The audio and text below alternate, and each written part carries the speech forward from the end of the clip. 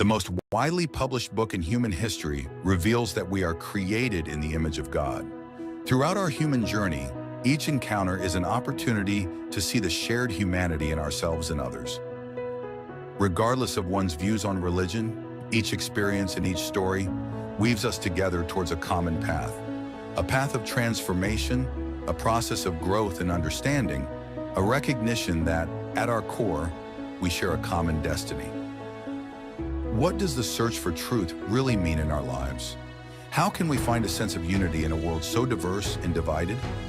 As we reflect on these questions, we start to uncover a fundamental connection that binds us all beyond our differences. Welcome to Created in the Image of God, Building Vibrant Communities, with our host, Wade Franson. Tonight's episode is The Bible's Design and the Hypocrisy of Nations. Hello, everyone, and welcome to Created in the Image of God. We are on episode 258. And about a year ago, I met with the producer and was looking through a list of potential guests. And there was one in particular that I said, I'd really like to get this person on the show. And this was because I had done coursework through the Learning Company and the great courses on the book of Genesis. And I had another one by the same lecturer, the same professor, on the Dead Sea Scrolls. I happen to have that one right here because I'm currently working my way through all the lectures, and it's just been amazing. Well, against all odds, we were able to connect with this professor and invite him to the studio, and he's here tonight. His name is Dr. Gary Rendsburg, and he has spent his life immersed in the Hebrew Bible, its language, its literary design, and its place in the history of Israel, the wider ancient Near East, and, as we'll explore tonight to a degree, its continuing applicability to today's society. So behind the headlines of what's going on in the Middle East, you have these ancient texts, some of which we were just talking about in the studio leading up to the show. We're going to dive deep into some of these topics, but first we're going to get to know the person who has given these wonderful courses for geeks like me who are into this kind of thing. Let's welcome Dr. Gary Rendsburg to the studio. Thank you, Wade. It's a pleasure to be here, and just wonderful to be able to use this great technology to reach so many people. Thanks for Created in the Image of God, and for having me on as a guest. It's certainly my pleasure, and as you know, from the moment you entered the studio, I've been, peppering you with questions that many of which I've had for years. One of which I didn't think to ask you, but one of my really favorite professors when I was doing my undergrad degree was a man named Richard Page. Unlikely that you've ever met him, but he was involved with Hebrew University and taught ancient Israel at the seminary that I was at. Ever hear of or meet Dr. Richard Page? I did not, but the name certainly sounds familiar. I'm sure I've encountered some of his work, but name sounds familiar. But no, I don't believe I've ever met him, right? Well, he was instrumental in bringing groups of students to Israel to work on the City of David archaeological expedition, which I was privileged to go on in 1981. And, in order to be accepted into that, you had to do coursework as well and work with the maps and the migrations and all the history. It was fascinating stuff. And on a show where we're going to be talking a lot about history, let's look at yours a little bit. If you don't mind sharing your personal history, where did you come from? Who were your parents? How is it that you have devoted so much of your life to the study of these ancient manuscripts? Right. So I grew up in the U.S., as I'm sure everybody can tell from the way I speak English, but my parents were from Germany. They were Holocaust survivors. It depends on how you define that term. My mother always called herself the fortunate one. She left Germany at the age of 15 and went to England, but she did live for 6 years under the Nazis before she left in the spring of 1939.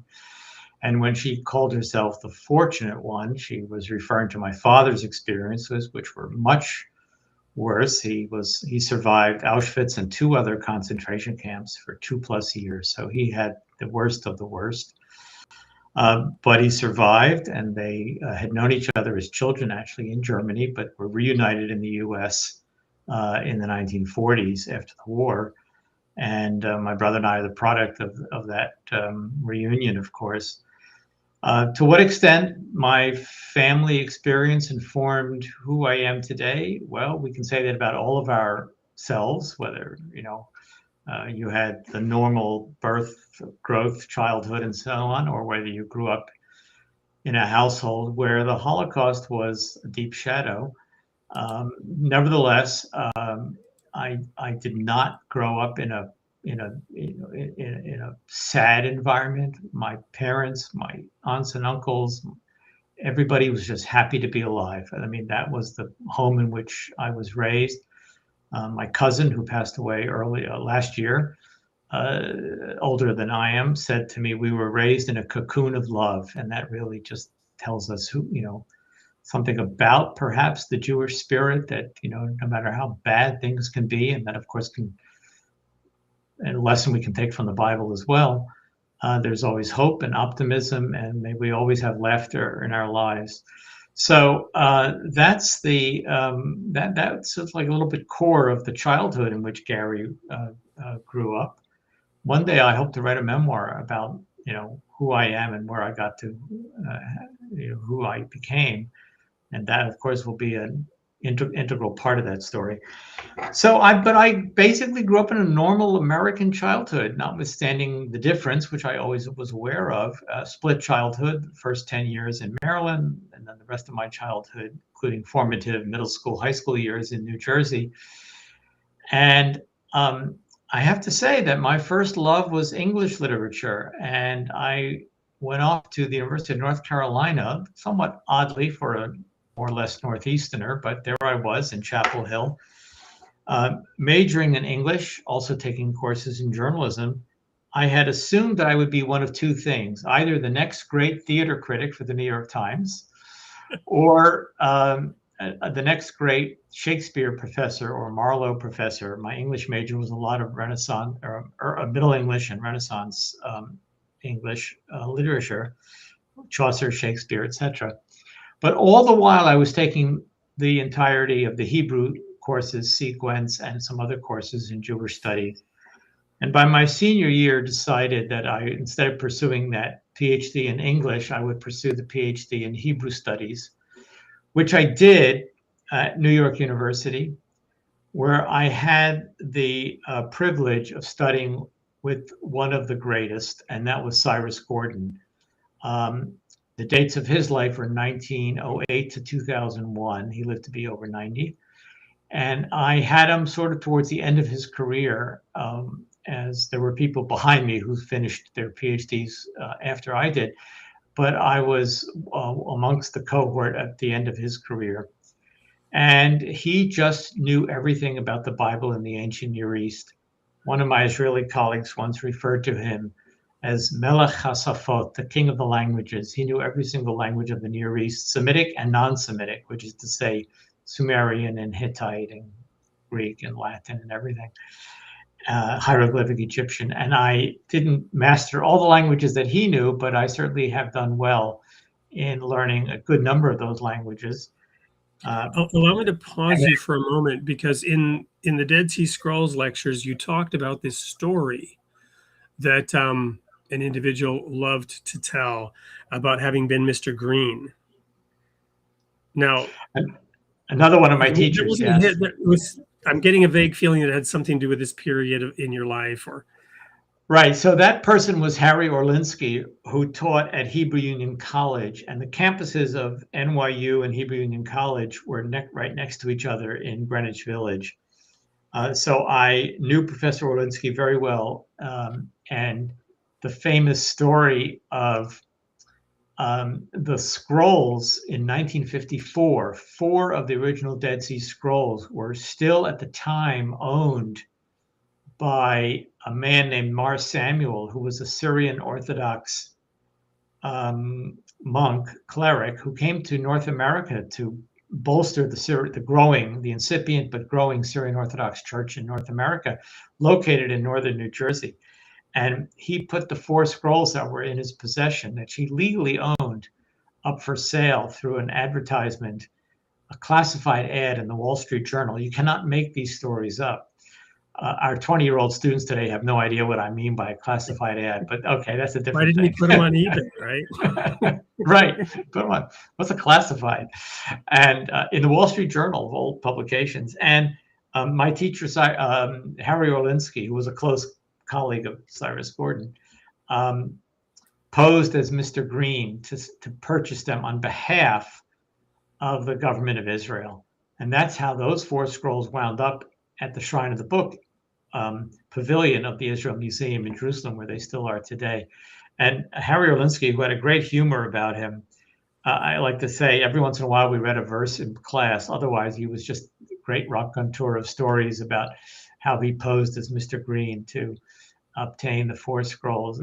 So these are, I love telling these stories. And, you know, I when I was a student in the 1970s and a young scholar in the 1980s, all of the, I hope the audience knows the expression, all of the Nephilim were still on the earth, from the great ones referred to in Genesis chapter 6, a generation of scholars that no longer exists, including Cyrus Gordon, Harry Orlinsky, and all of my teachers of my youth at the Hebrew University in Jerusalem.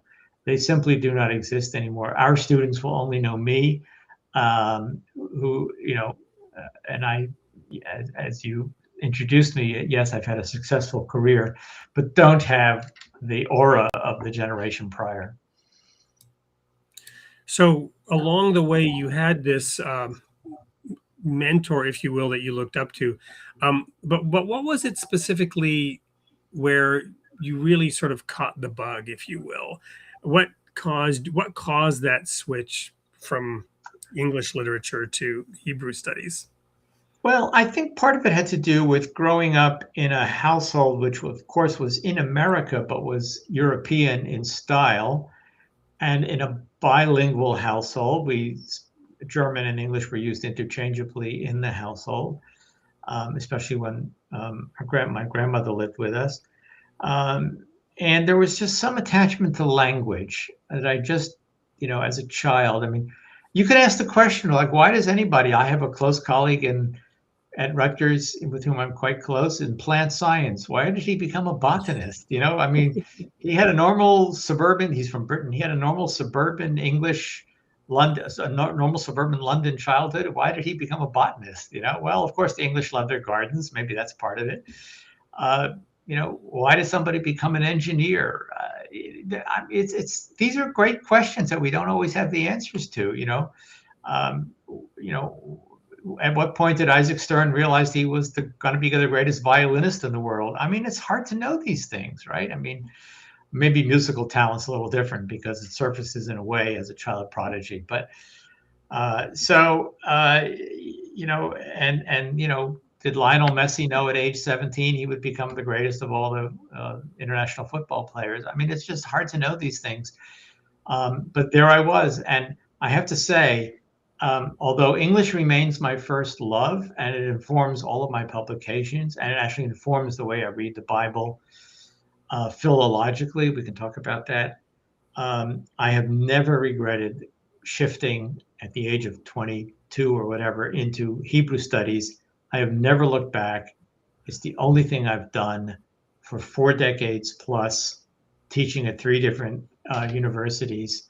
And I still am energized every time I open the Bible, look at a text, look at a Dead Sea Scroll, look at a Ugaritic text. I don't know if the audience knows what Ugaritic is. It's a Semitic language closely related to Hebrew. Look at a hieroglyphic Egyptian text. I was just in Egypt in January. I absolutely still am enthusiastic about what I do. And may that be true of all of us, whatever our chosen professions are.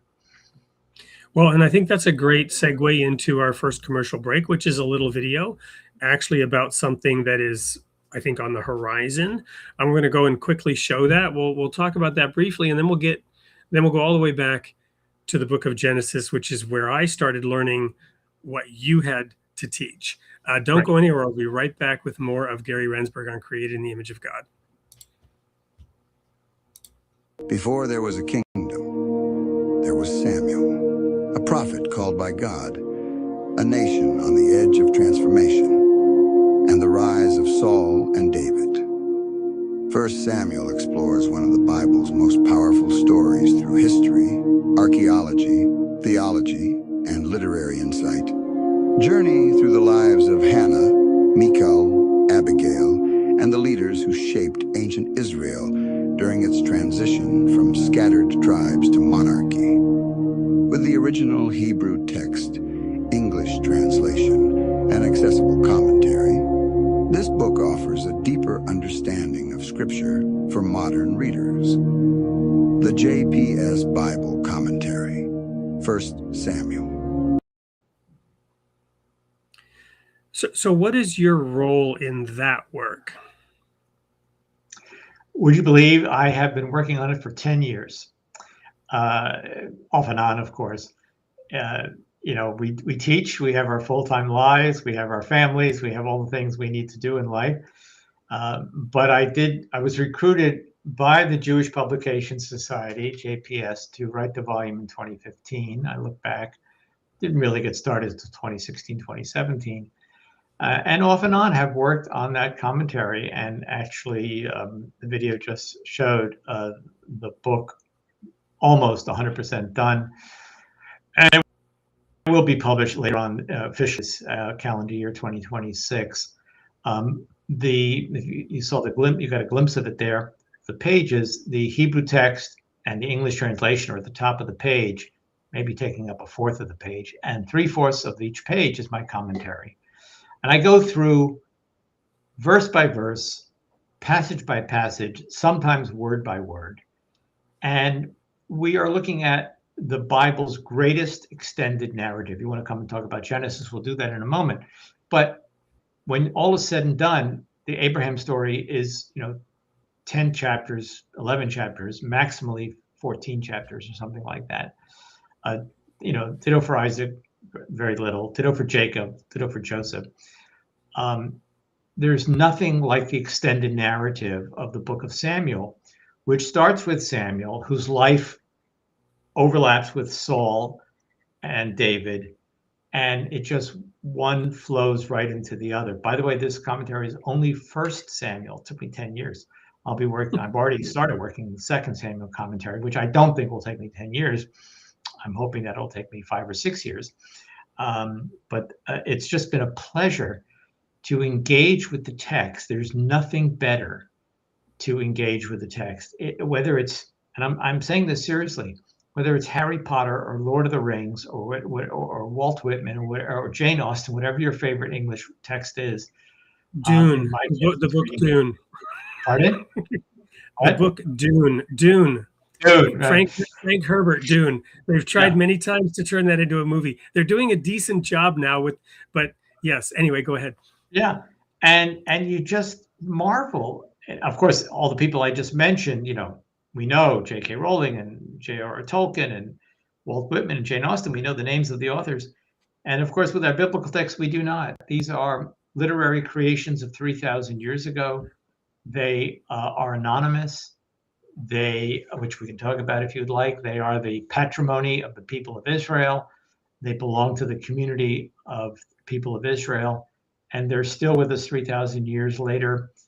And they still inform our lives. We learn lessons from them. Of course, it's in 2 Samuel, but I'll mention it. One of the great lessons, of course, you could be the greatest sinner, as David was with Bathsheba, committing adultery. And all you have to say are 2 words in Hebrew, Chatati l'Adonai, I have sinned before God. And as he says to the prophet Nathan in 2 Samuel chapter 12, and God forgives your sin. I mean, there's a lesson to be had just from that alone. And of course, I will talk about that when I write the commentary of 2 Samuel chapters 11 and 12, the David and Bathsheba story. But, you can find all manner of, and you could take that and extrapolate back to 1 Samuel. Saul never says such words, right? He sins and he never says such words. And his kingship, of course, comes to an end, where David's continues on with his descendants on the throne for 400 years. So, these are lessons we take away from reading this book, and the literary portrayal, the pathos, the strong female characters, Hannah, the mother of Samuel, Michal and Abigail, the two wives of David who appear in 1 Samuel. Dead white men of old. There are female characters. There are unnamed important characters. Jonathan's son of Saul, Jonathan's arms bearer, Saul's arms bearer. We don't know their names. They play roles in the story. There's just so much you could say about this amazing work of the Book of Samuel. So thanks for creating and showing that little video there. Well, and I have this blue book somewhere, a harmony of 1st and 2nd Samuel, 1st and 2nd Kings. I don't know if you're familiar with that book. Got it decades ago, where just like a harmony of the Gospels trying to harmonize Matthew, Mark, Luke, and John, it takes those and juxtaposes the history, the chronology of those books. Read it several times, used it as a reference work. Amazing story. And I think appropriate when we then say, let's talk about Genesis, because one of the theories that you presented, which I had not heard and which resonated deeply with me, is that when David, or when the book of the law was found in the temple, that this led to some editing, some redacting, some compiling. If I get it right, it was years ago when I listened to your course on Genesis. But your approach to the Bible as literature included that perspective. Do you want to unpack that a little bit for us? Is that still your perspective on when this material was put together in the way that we have it today? Right. Okay. So just to clarify, you were referring to the story that occurs towards the end of the book of 2 Samuel during the reign of King Josiah, 621 BCE. Right, Josiah, yes. When a scroll was found in the inner sanctum of the temple. The story is that Josiah issued a decree for what we would today call urban renewal or renovations or something like that. And in the course of that work, Solomon's temple was at that point 340 years old. So, it needed to be spruced up a little bit, apparently. And the high priest finds a scroll of the Torah, which we assume to be the book of Deuteronomy. I agree with that. Many scholars believe that it's actually a pious fiction and that the book of Deuteronomy was written in 621. I don't believe that at all. I think it was actually in the inner sanctum of the temple and was found. Temples in antiquity were libraries. They were repositories of texts. That's true about the Israelites, the Phoenicians, the Babylonians. It's true about everybody in the ancient world. It's still true today. The church community I invested, the Church of England, Westminster Abbey has a major library. Canterbury Cathedral has a major library, including medieval material, right, in those libraries. So this would have been true of ancient temples as well. But my view of the book of Genesis, to go back to David, and this connects the book of Samuel and the book of Genesis, my view of the book of Genesis, and we can extrapolate to the entire Torah, is that it was actually written during the time of King David and or his son Solomon. David and Solomon are the first two individuals to unite the 12 tribes. Saul before them, but he's a transitionary monarch. The first king, but it's more of a transition to monarchy. With David and Solomon, monarchy really comes into its own, and the 12 tribes are unified under a single king with a capital in Jerusalem, with a royal palace built by David, with a temple built by Solomon. And that new national entity requires a national narrative. And that, I believe, is how the book of Genesis comes to be. It is an attempt to create a unifying story. Not all Israelites in the historical reality were descended from Abraham, Isaac, and Jacob. We have sufficient archaeological, historical evidence to demonstrate that the tribes were of disparate origins. No different than Americans are of disparate origins, no different than British are of disparate origins. Some are, Celtic roots. Some have continental roots, Angles and Saxons and Vikings and so on. But you create a national narrative, and that is what the scribes in David's court were doing. So all 12 tribes, no matter who you were, could trace your ancestry back to Jacob, whose name was changed to Israel, which in turn takes you back to his father Isaac and his grandfather Abraham. And it's a bit like the American mythology, if I can use that word.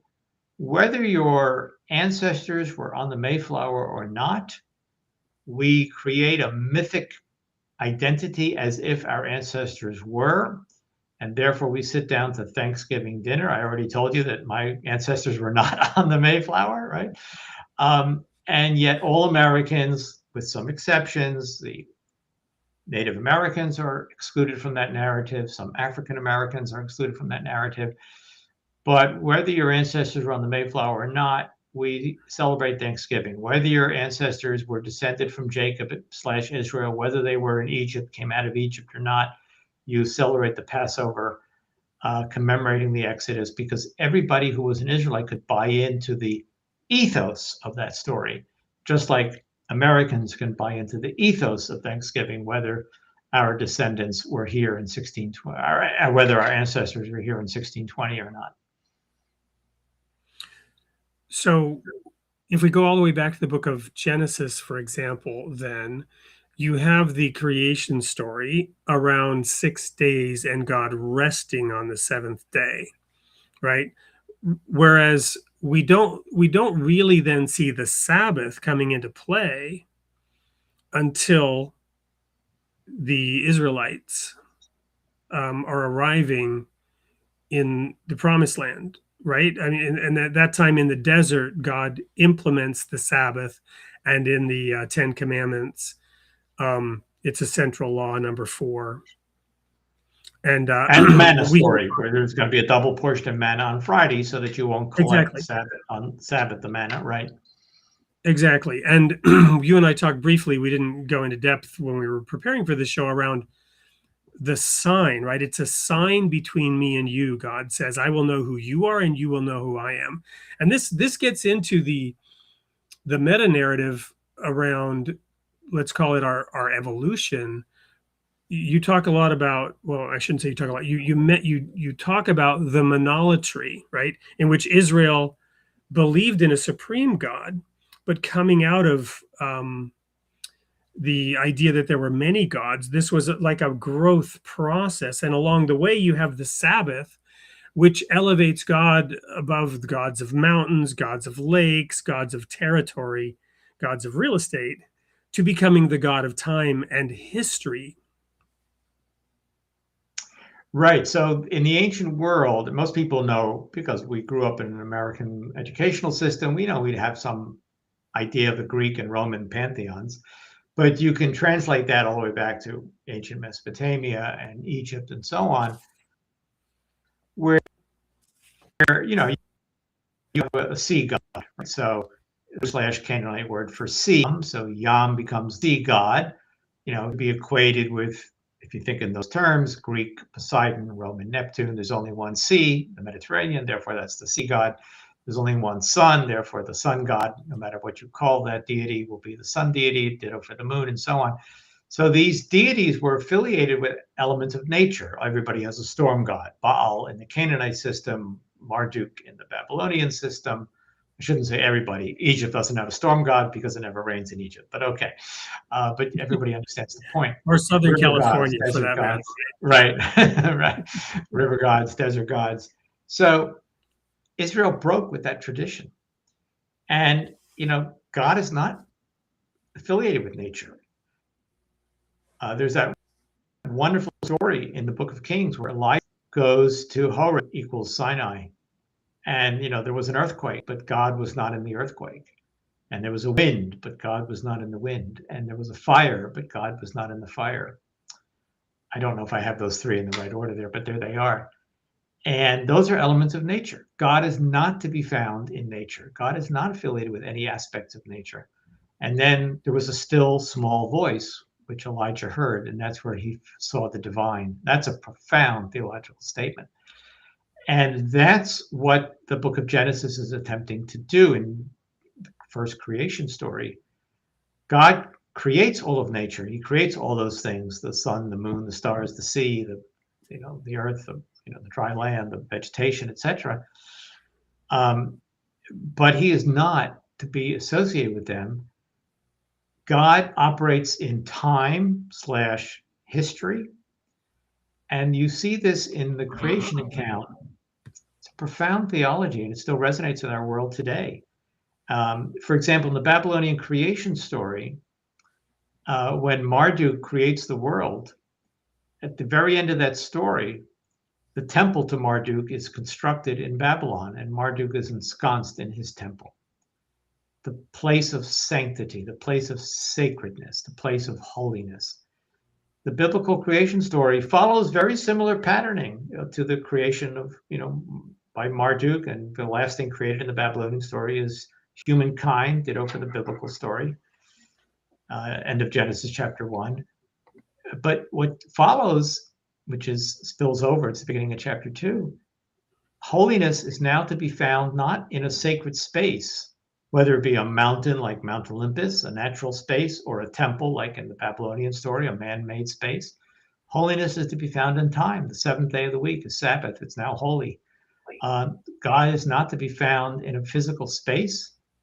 As Solomon says when he dedicates the temple, the heavens and the earth cannot contain you. How, we can't even think about this house as a place that contains you. That would have been the polytheistic way of viewing what a temple was.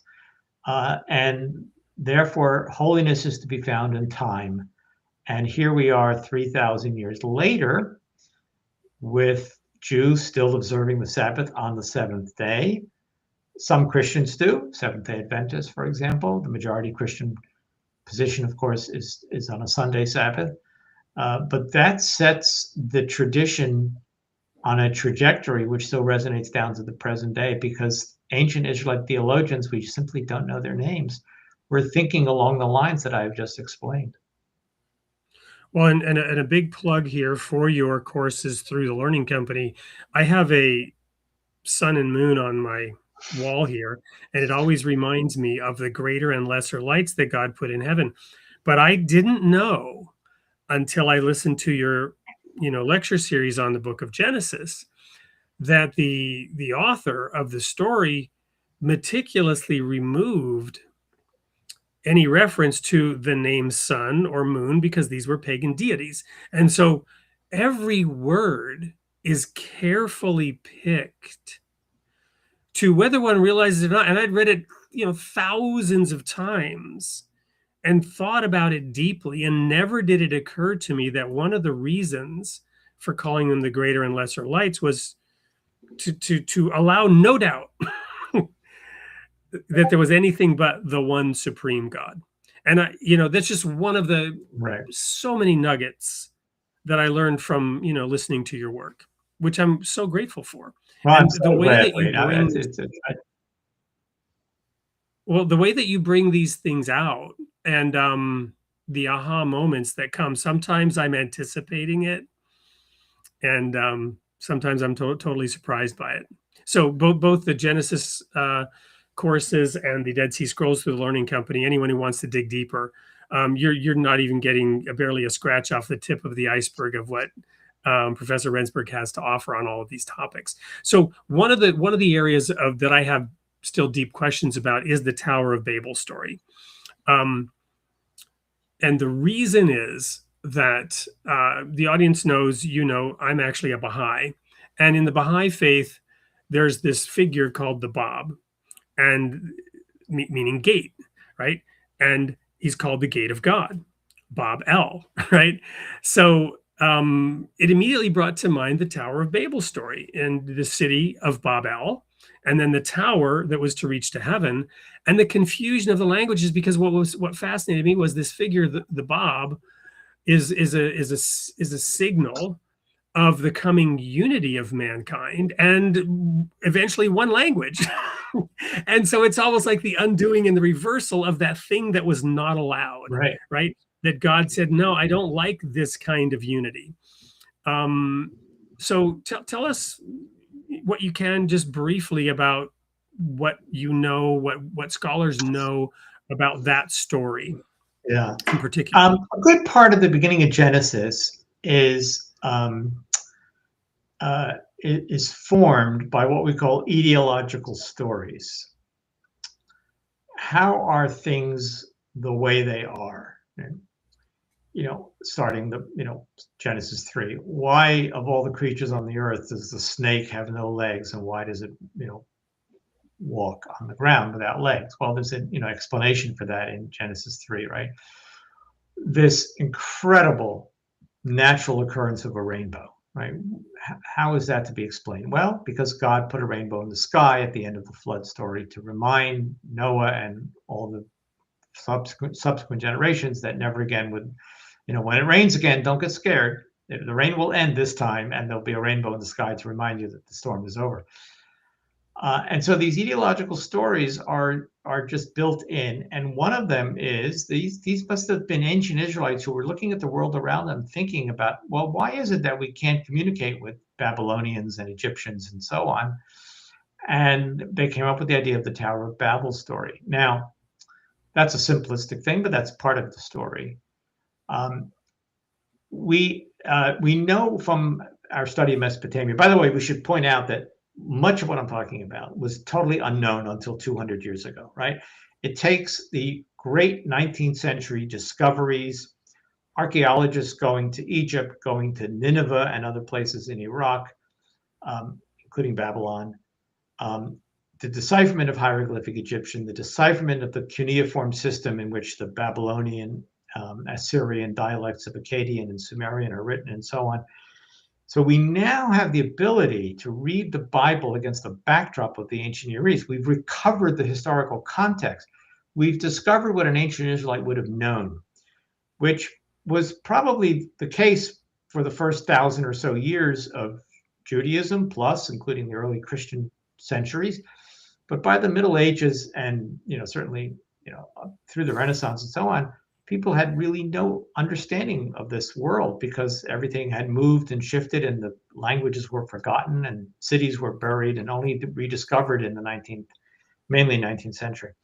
So we now know from reading Babylonian texts and excavating ziggurats that they had this concept of a ziggurat. It was a temple to the deity, and the Babylonian texts actually referred to it as with its head in the sky. It's almost as if Genesis chapter 11 is translating the Akkadian, the technical name for Babylonian, into Hebrew with its idea of a head in the sky.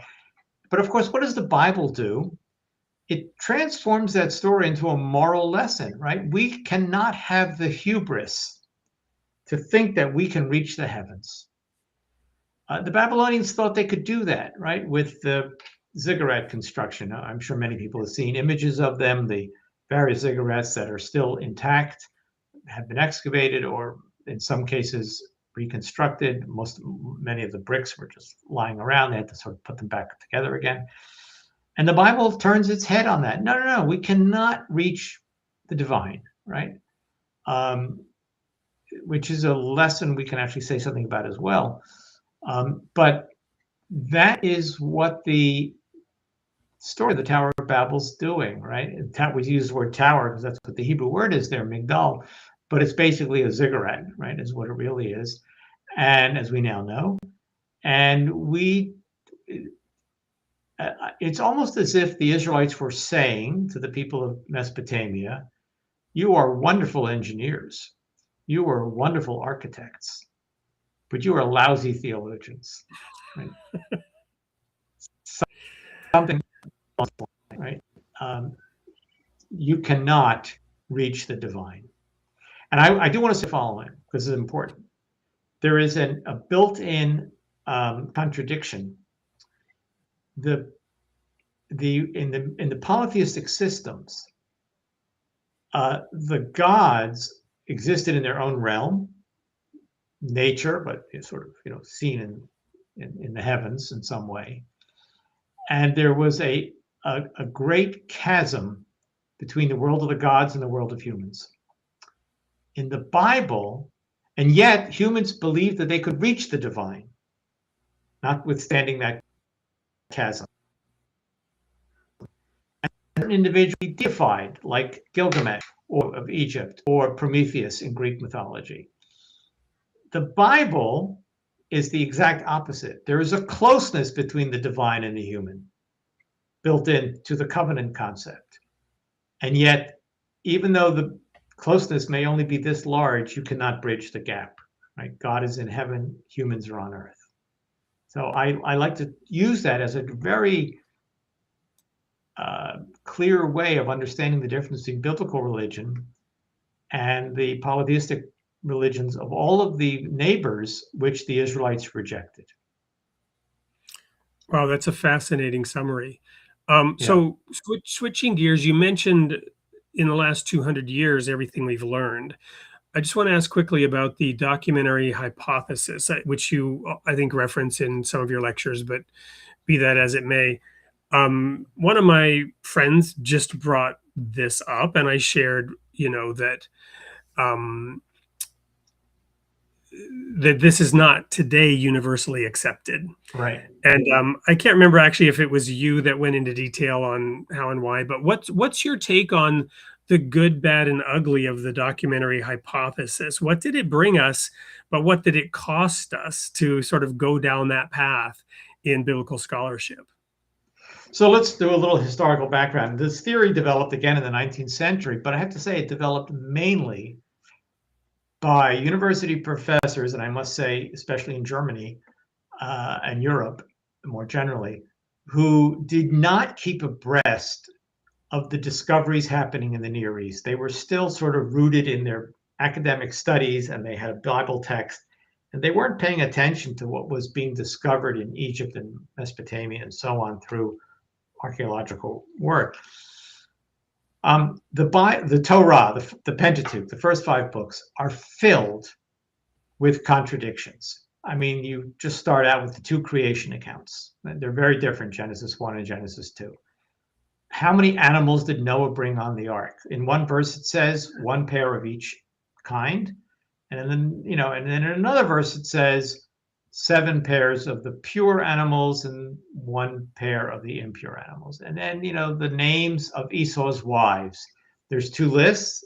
They both agree he had 3 wives and 3 fathers-in-law who were mentioned, but the lists don't cohere.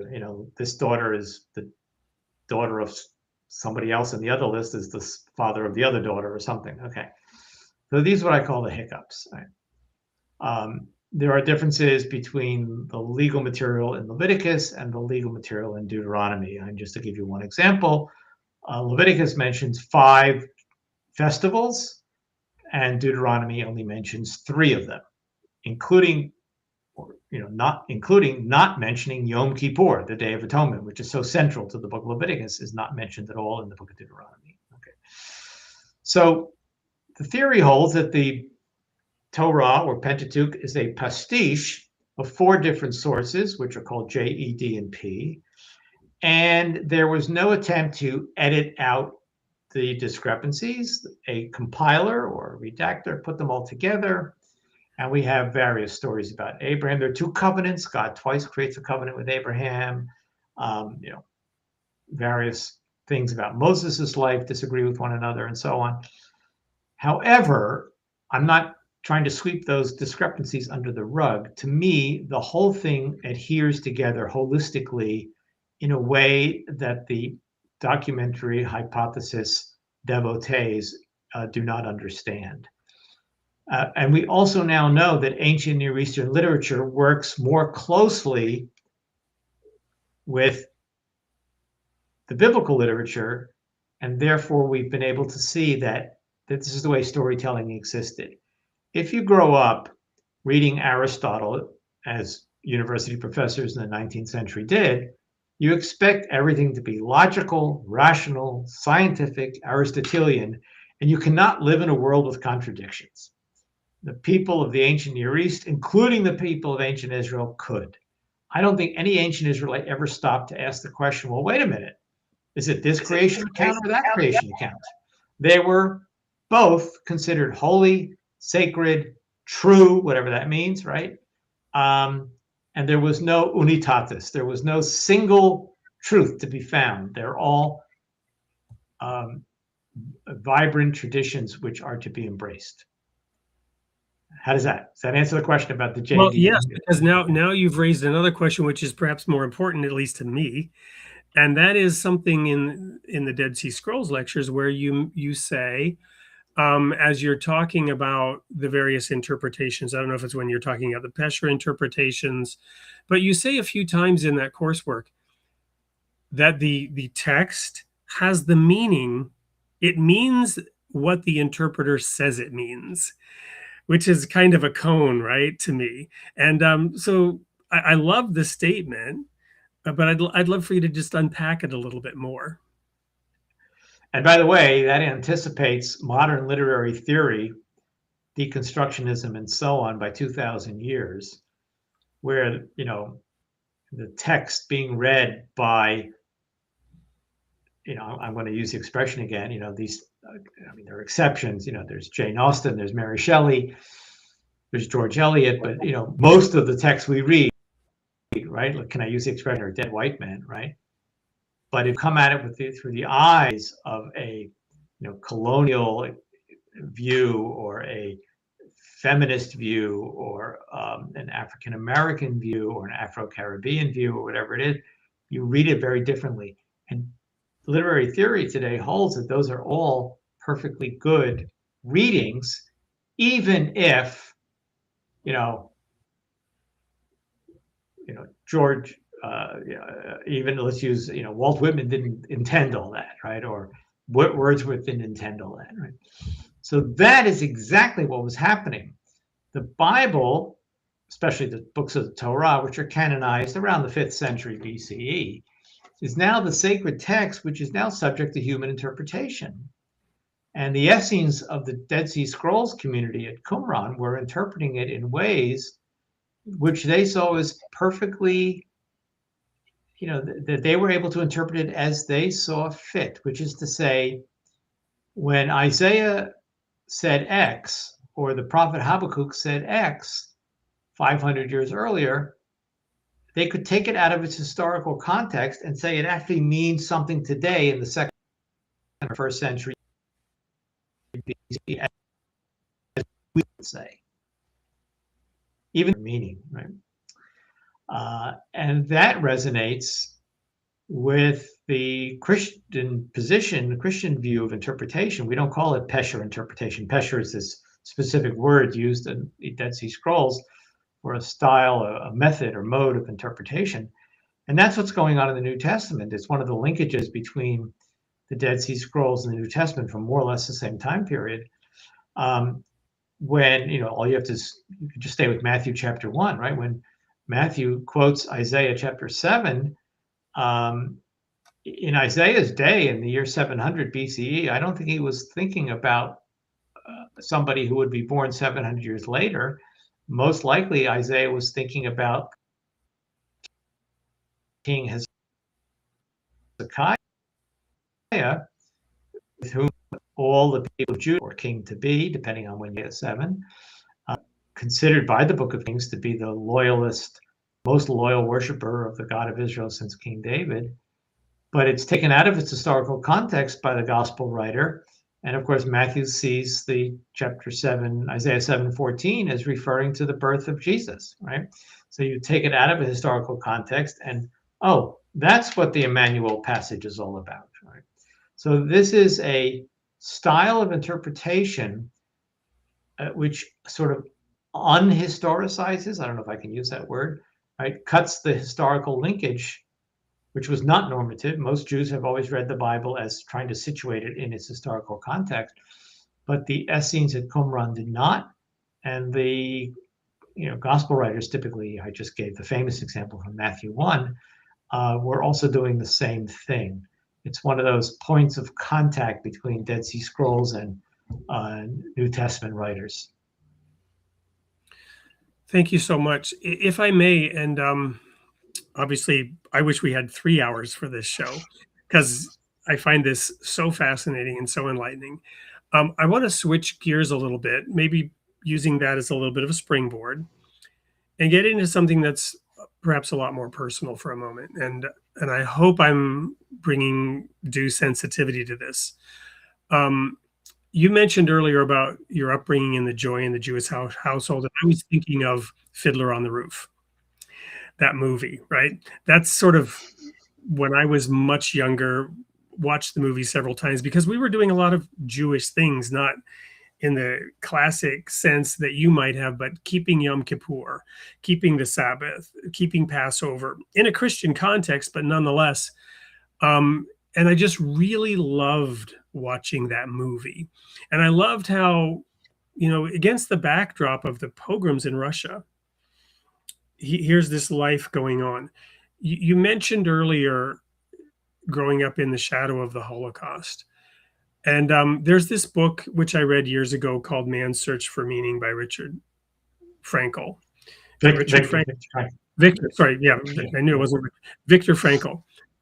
And this came to mind as we were talking about interpretation, right?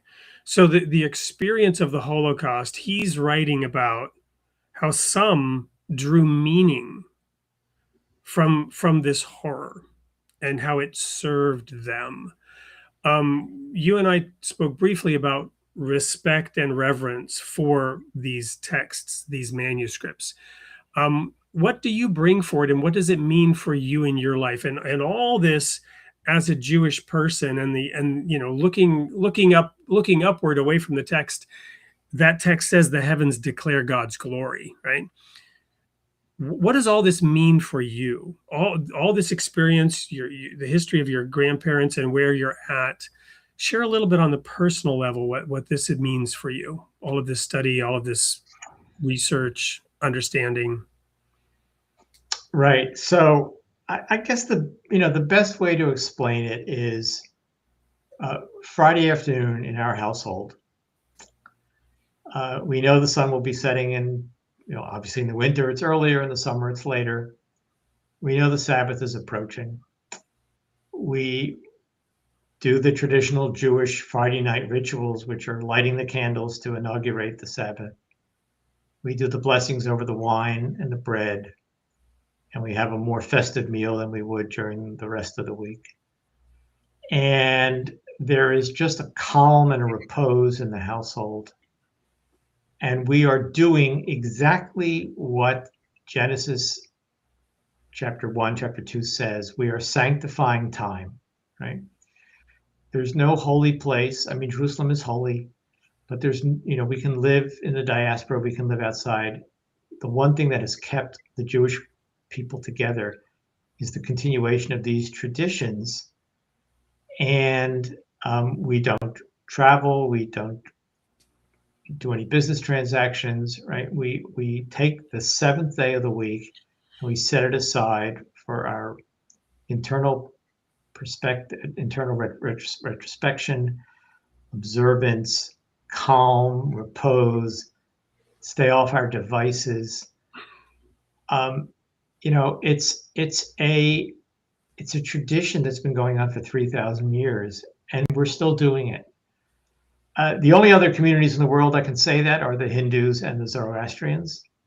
I think those are the three oldest in the world that have that. And of course, there are others. Aboriginal Australians presumably are still doing things for thousands of years as well, but we just don't have the written record. We do for the oldest Hindu and Zoroastrian material as well. And that is where we find our connection to the divine, to peoplehood, to Jewish peoplehood, sanctifying time. There's this, we don't think about it often enough. When you mentioned, Wade, you mentioned that the Sabbath is built into the Ten Commandments. It's the only ritual act in the Ten Commandments, right? Worshiping one God and not committing adultery and no murder and no theft and all those things, honoring parents. Those are not rituals. Those are hopefully human universals that we all should be doing regardless of our religious tradition. But the Sabbath is the only ritual that's built into the Ten Commandments. And in there it says, who's supposed to rest? You, your household, your children, your slaves, and your animals. It mentions the donkey and the ox. I hope you're not having your donkey carry a burden for you on the Sabbath, because you're violating the Ten Commandments. I say that with a smile, but I'm being serious. I hope you're not having your ox plow the field for you on the Sabbath, right? They get the day off as well, as do your maidservants and manservants. And this speaks to the ethos of the people of Israel and hopefully of humanity. We are all equal. During the week, we have masters and slaves and, employers and employees. But on the Sabbath, everyone is equal. It's a built-in egalitarianism. There's a built-in equality. There's a built-in democracy to it. Those moral ethical statements still speak to us, and they don't disappear from they may disappear from our mindset on Tuesday, Wednesday, Thursday, but hopefully they don't. But they are enforced on, Friday sunset till Saturday sunset on the Sabbath. So I have a reverence for the text that is still speaking to us as humans, as we say in Hebrew, ad hayom hazeh, down to the present day. Well, when we, in my former fellowship, used to observe those days, we did pesher on them. We interpreted them prophetically as having future application, right? So the millennium, the 1,000 years that's mentioned in the New Testament, is the day of rest, right? 6,000 years of human history, 1,000 years. So the practice of observing Shabbat brings that front and center, and over time should deliver alignment of society, of business, around the very spiritual principles, the deep spiritual principles that you just mentioned that are brought to the forefront while observing it. This brings to mind the last question that we have time for, where you talked about in the Dead Sea Scrolls the difference between eschatology and apocalyptic literature. And you mentioned also the Zoroastrians as having been the ones to invent, if you will, apocalyptic versus eschatological. And I think you said there are two features of that, which include a climactic battle. And I forget what the other one was. So bring us to the present day. Built-in calendrical reckoning. Yeah, exactly. So, right. So the fractal pattern of the weekly Sabbath, the annual Sabbaths, and then prophetic times, the book of Daniel, the 7 times 7 punishment, which may or may not have various interpretations, 2,520 years of punishment for the Jewish people. There are all these interpretations out there. The Mayan calendar, but at some point there's a reckoning for having done or not done what was to have been done within that time period. Maybe you can just speak to our modern world and the purpose and point of eschatology and apocalyptic literature. Right. Well, I'll say this about eschatology first, what I call general eschatology, which the first time we really get to see it is in the prophet Isaiah around the year 700 BCE. Famous passages in chapter 2, nation shall not lift up sword against nation, the world, nation, not learn war anymore. Chapter 11, which pairs up the animals that prey with the animals that are preyed upon, the lion and the lamb and the wolf and the goat and so on. But what about Psalm 2? Is Psalm 2 not an early example of it? It probably is part of that. We don't know the date of Psalm 2. I mean, it might be a little bit older, could be, right? Yeah.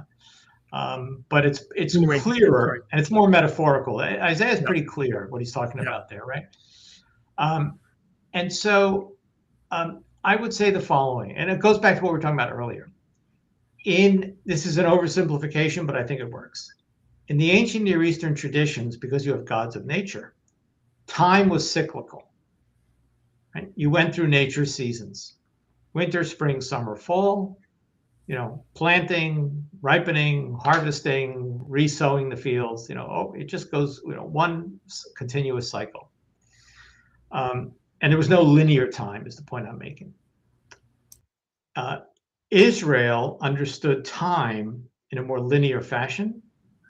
If you have nature gods, like we mentioned earlier, you have cyclical time, because nature is cyclical. If you have a God who works through time, through history, who sanctifies time with the Sabbath day and so on, you wind up with linear time. And we start with creation, and Isaiah tells us there will be a eschaton where the world will be a better place than it is today. And that provides a hope, a positivity. Isaiah is saying all this, by the way. We didn't know that until, again, the discovery of our Assyrian material. But Isaiah is living during the time of the Assyrian Empire, which glorified warfare. They were the greatest military power the world had ever seen, and they glorified it on their palace reliefs in Nineveh, most of which are now in the British Museum, but you can find them elsewhere in other museums as well. Or we glorify peace. A nation shall not lift up sword against nation again. So that's the eschatological. And by the way, I would say that that is what has kept Judaism alive. It's that hope and positivity and optimism that no matter how bad things get, you can get your temple destroyed, not once, not twice. The Romans can do this to you.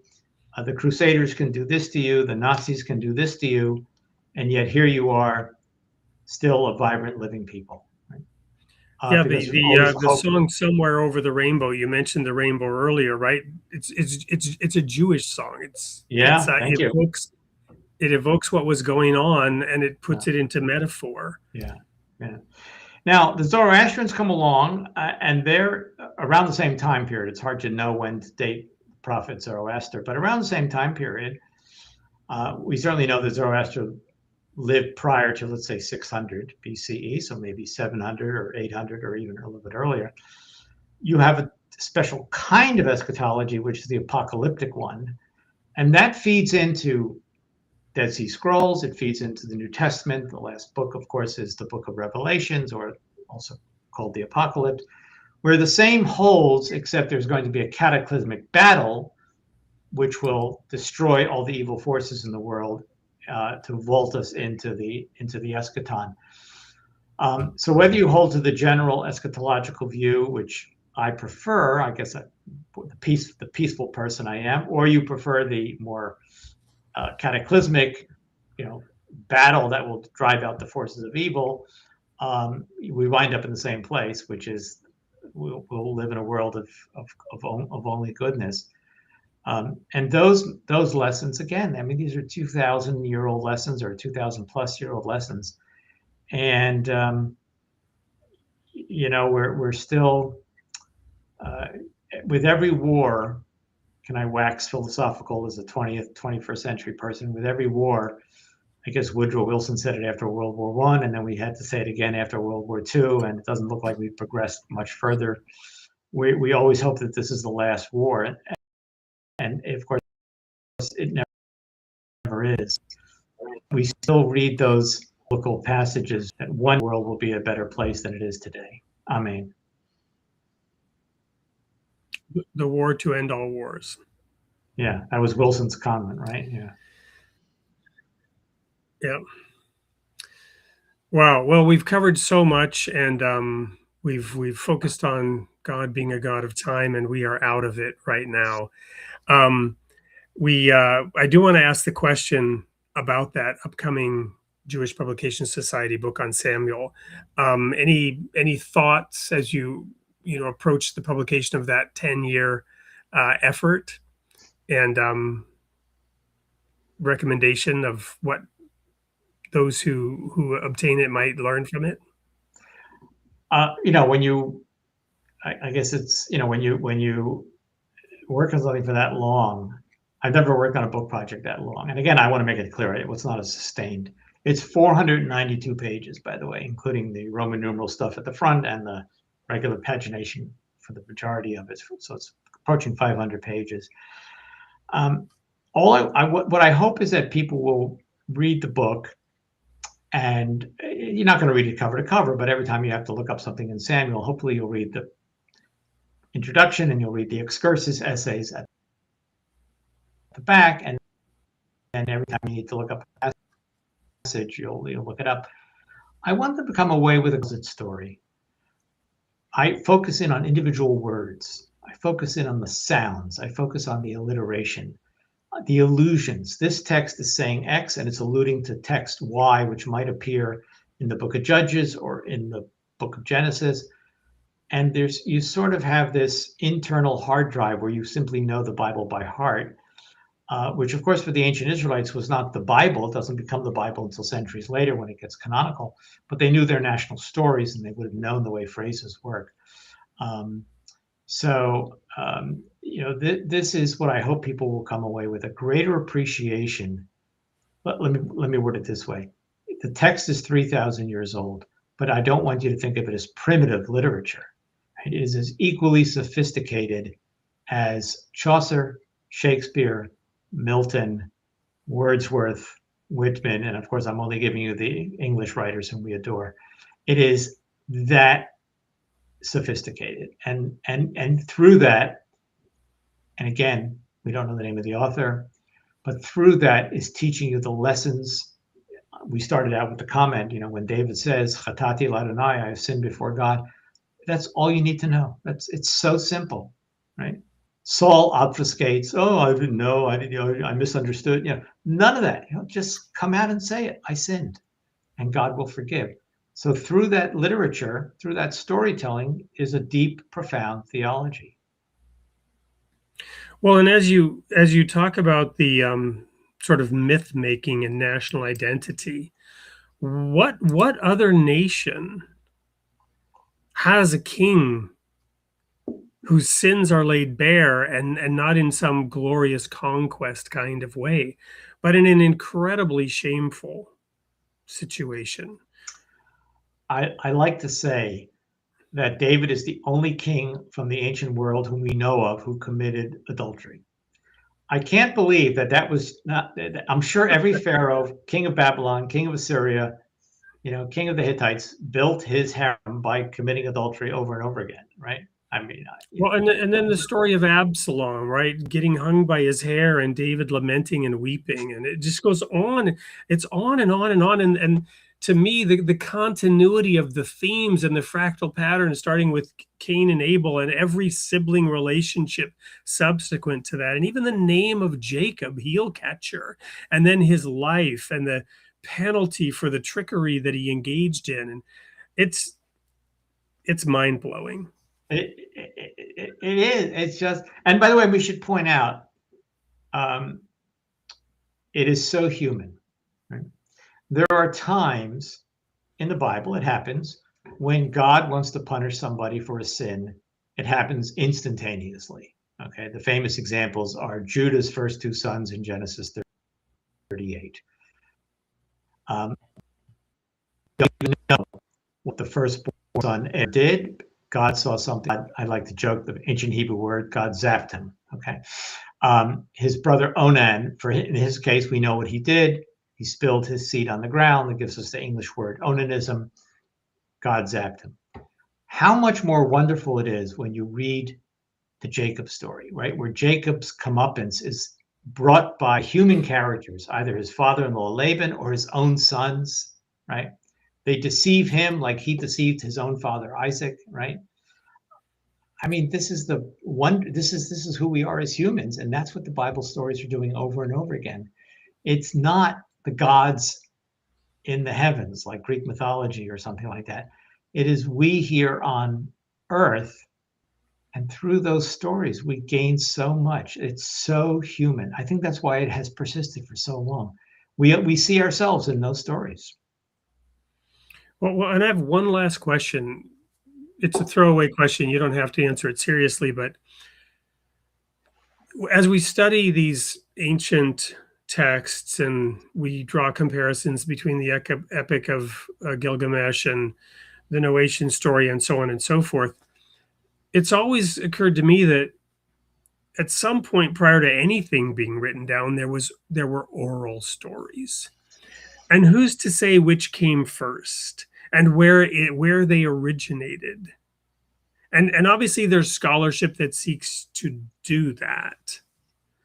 But isn't it very murky? And isn't it just possible that there was revealed knowledge that spread and dispersed in different ways, and that under the, stories as they're brought forward of Moses and the children of Israel and David and this righteousness, some of those stories will return to their original state, and that what we think is derivative is actually more original. I mean, one of the issues we have in biblical studies is that all we have is the final form of the text. Was there a precursor? Did people tell stories about Abraham or Moses or David, whoever? I'm sure they did. And we're told they exist in a poetic version. Most of the biblical storytelling is prose. Were there earlier prose versions in a more archaic, Well, you even bring out you bring out in the Hebrew language there are no vowels, and so you've got the commandment for Moses to write it down and for Joshua to be an expert at telling the story. And all of that informs what until it reaches our actual words on what would have been in antiquity a papyrus scroll, eventually a parchment scroll. And it's frustrating not to be able to reconstruct that, right? And I use the analogy, we know almost all the sources of Shakespeare's plays. We know the precursors to Hamlet, clearly to the histories that he wrote. We know that he based his stories on this or on that. And we have some good evidence for that. We don't have that for the Bible, right? Shakespeare had earlier 15th century and medieval documents and so on, or storytelling that he used, which were not in play form. He created plays to tell the story. We don't have that for the Bible. We just don't know where or how these stories would have come down to the writers who actually wrote them. We also don't know how or why this one little, relatively insignificant people produced the greatest literature in the time. I mean, Egypt was a much greater society, and there's some pretty good Egyptian literature, but it pales in comparison to Egyptian architecture, artwork, tomb, temple construction. Fresh in my mind, I mentioned I was there in January. The Bible, ancient Israel, there's no great artwork. There's some architecture, but nothing like Egypt, obviously. But boy, could that what? The Apostle Paul says, "What advantage hath the Jew? Much, chiefly to them were committed the oracles of God." Yeah. So here's a people, small, insignificant, who were able to create the greatest literature of the ancient world, and it really remains somewhat of an unanswerable question, except to say that every little society in the world has something to contribute, right? I mean, the smallest Caribbean nation or whatever it might be has some distinct trait that can contribute to the humanity of all of us. And in this case, Israel did it through storytelling, and prophecy and psalm writing and so on. Well, and speaking of which, I have done a disservice to the audience. There have not been a ton of comments. There have been a few. I have no time, but I'm going to pull in one or two real quick here at the end. Let's do it. Aside from the devices, I wonder what the equivalent was 3,000 years ago. This is when you were talking about shutting off the devices on Shabbat. No harvesting, no agricultural work, right? No agricultural work. The Torah says explicitly no sowing your fields, no harvesting, and by extension, no agricultural work. No business. We can determine that from the book of Amos, where there's a famous passage, and also Jeremiah. So there would have been a cessation of the mundane, of the profane, and the holy and the sacred would kick in on the seventh day. Right? All the things that we do on our 6 days, it would have been a day of rest, exactly as the Ten Commandments states. Yeah. Well, I was thinking about it a little differently. What was it that detracted them from God? And I thought about the little idols that some of them had. I mean, wasn't it Rachel who stole her father's gods and took them with her? So they had their own little shrines in some of their like living rooms, right, where they would not, even the Hebrews, right, and of course that was common in other societies to have the gods. And we find in the archaeological record these little statuettes of females, which we call fertility deities or fertility idols or something. We don't really know what they did. That's in the realm of popular religion, right? Which is to say, the official religion of ancient Israel would not have countenanced all that material, but popularly people did, and of course we can see that in every religious tradition, right? I mean, there's the push and pull between the official and the folkloristic. Yeah. You also have written of Israelian Hebrew, the language spoken in the Northern Kingdom. I didn't have time to get into that, but so that was different, and the Northern Kingdom was more quick to deviate from the official religion of the United Kingdom. Is that not true? The video broke up there for a moment, Wade, but I will just say that, like all languages in the world, there are different dialects.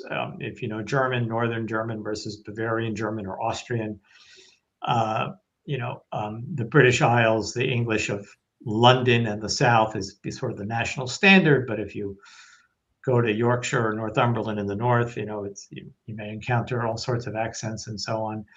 And even in America, I mean, we can recognize Boston English from Alabama English and Texas English.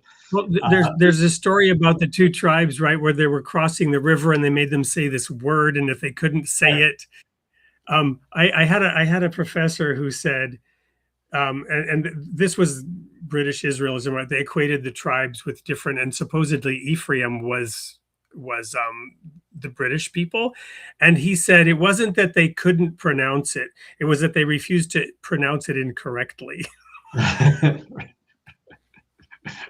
Right. But anyway, but my question was, are there indications of the deviation of religion in that language? You're right. No, I would say no.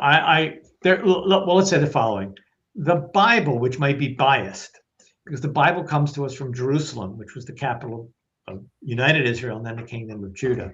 And that's the regional standard, sort of like London dialect becomes the standard of Britain, and the dialect of Rome and Florence becomes the standard of Italian, even though people in Venice in the north and Sicily in the south speak totally different dialect. So the typically the kingdom is much so than the people in the northern kingdom of Israel. And in fact, 2 Kings 17 tells us that that's why, theologizing, that's why the kingdom of Israel came to an end. So because of their polytheistic practices. So there is that distinction, although we have to be careful who's telling us that story. It may be borne out slightly in the archaeological record, but I think the dialectal differences are just part of every different society. I mean, it may have led to some cultural differences. I mean, people in Bavaria, not anymore necessarily, but historically were seen more as rural folk compared to the more urbane people of Berlin and Hamburg in the north. But or Yorkshire folk in the villages of Yorkshire are not quite the London urbane people working in the financial world of the city of London. So you could have had some of that as well in ancient Israel. We just don't know as much about it. Yeah. Well, one last comment, and then I will let you go. I've kept you over time, and my apologies. My pleasure. It's been great. Yeah. So it's this Isaiah 46:10 from Z-Man Now. I am the God that tells you the end from the beginning. So here we are at the end of time, but what's your view on prophecy? Is it possible that the interpretation and the dating of some texts is biased because we don't want to admit that somebody could actually have received and been able to foretell the future? Or what's your personal view on the idea of prophecy being real and foretelling what is coming? So let's make an important point here. The Hebrew word navi The Greek word prophetus, which gives us English prophet, does not have anything to do with forecast. The person is a spokesperson for God. That's true of the Hebrew word navi. It's derived from a verb that means to speak. It's not a common verb in the Hebrew, by the way, but it means to speak. It is the common verb in Babylonia for speech, by the way, Babylonian.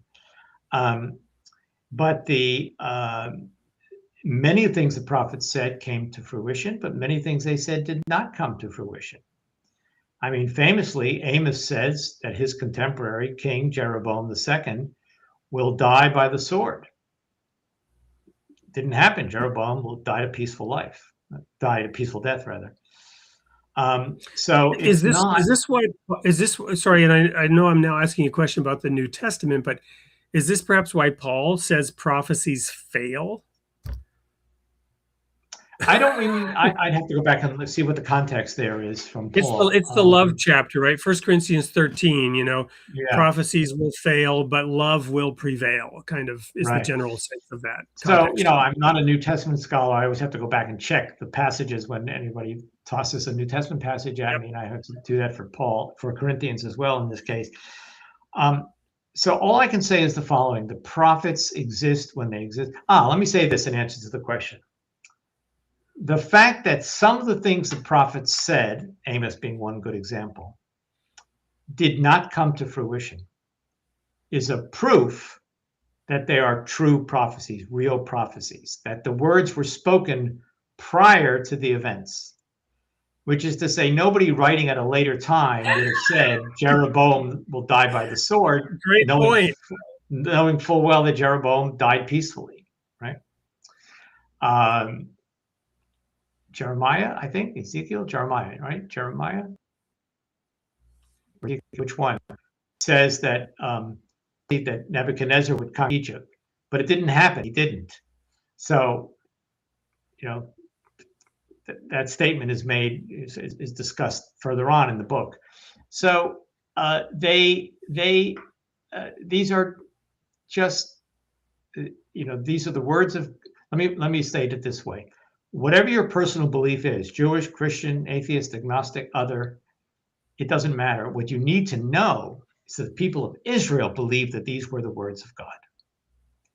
And if you join me in traveling back 2,700 years or 2,600 years for Jeremiah, you put yourself in the mindset of an ancient Israelite for whom these prophets were speaking the word of God. Whether they agreed with the words or not, they understood that these were the words of God. And I like to immerse myself in that life, regardless of my own personal opinion. I want to recreate the world of then. Maybe this should be the final comment for the evening. I live in the year 1000 BCE. I make guest appearances in the 21st century CE to do podcasts with Wade and teach a few classes at Rutgers University and write a few books. But my mind is the mind of a 3,000-year-old ancient Israelite. How's that for a way to I love it. I appreciate you time traveling to be here this evening. Truly, what a pleasure.